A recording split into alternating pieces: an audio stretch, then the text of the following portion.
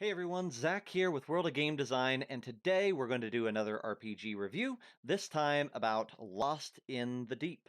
Lost in the Deep is a solo RPG that will require you to have a d6 die, a deck of playing cards, something to take notes and writings on. I use note cards, you might use a journal or some sort of a notepad, and a Jenga tower.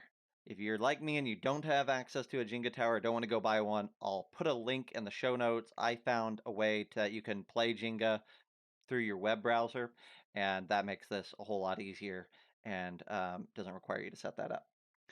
This is my first solo RPG experience, and this is also a subset of solo RPGs called journaling RPGs. And I gotta say, this was a really good first experience. Lost in the Deep presents you as a dwarf that is now isolated and alone in the bottom of the Mother Mountain, trying to find your way back up through. Your companions have all perished as you awoke a being of shadow and flame down beneath here and forces of chaos. If that sounds familiar, it's because this book is heavily inspired by Mines of Moria, Khazad-dûm, and the dwarf plight there. You play as this solo survivor trying to make your way back up, and it's really cool.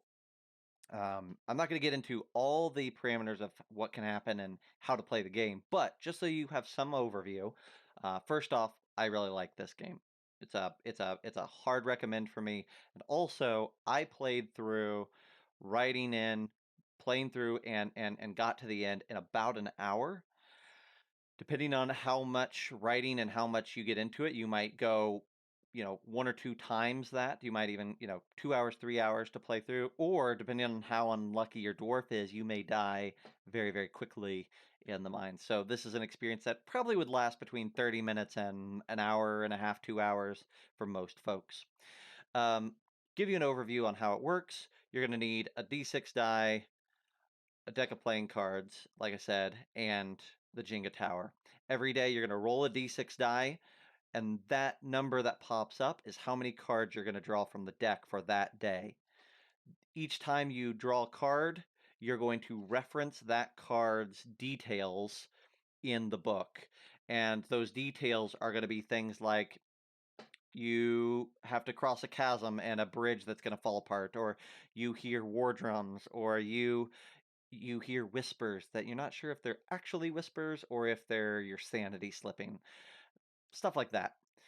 All these little events, and some of these events are going to tell you, hey, when you draw this card, you read the event, you think about it, then you're going to have to pull a block from the Jenga tower, place it up top, and your tower is becoming more and more unstable because the mountain, Mother Mountain, is crumbling or threatening to crumble around you.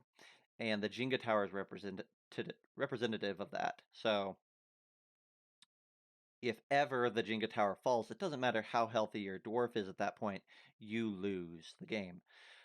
The way that your dwarf can fall is if you ever draw all four kings, at which point, having drawn all four kings, your dwarf succumbs to their injuries and dies alone in the mountain.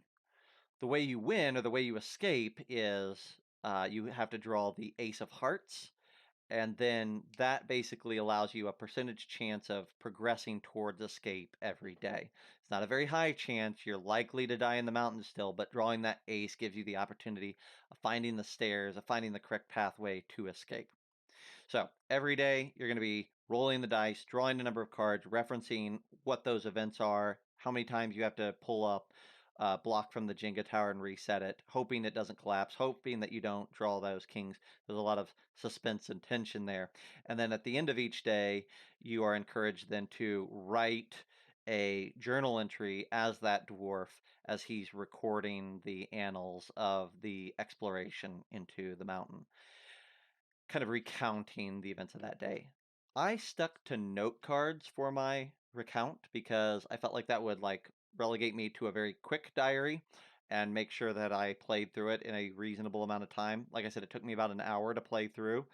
Of course, if you were journaling and you were writing a couple pages for each day, this would take quite a bit longer. But I think that this was a really good experience, and I would recommend doing it this way if this is your first journaling or solo play experience. Um, That's basically it. There's really great inspired prompts in here or events that can transpire, and each of the suits has a different flavor of event. So hearts are like terrain based, so maybe there's traps or locations that you stumble into, things like that. And spades are creatures of shadow and flame and demons that you might interact with, or they might just be gaining ground on you, or they might be lurking in the shadows, things like that. So each suit kind of communicates a different theme, and as you move through, you're going to experience a wide variety there. I felt like the prompts, the events were very cool, very flavorful, and I always felt like I could write a sentence or two, and I felt like I could see my dwarf moving through the mountain and finding things, or getting lost, or defeating evil, or devolving as he succumbs to his injuries and things like that.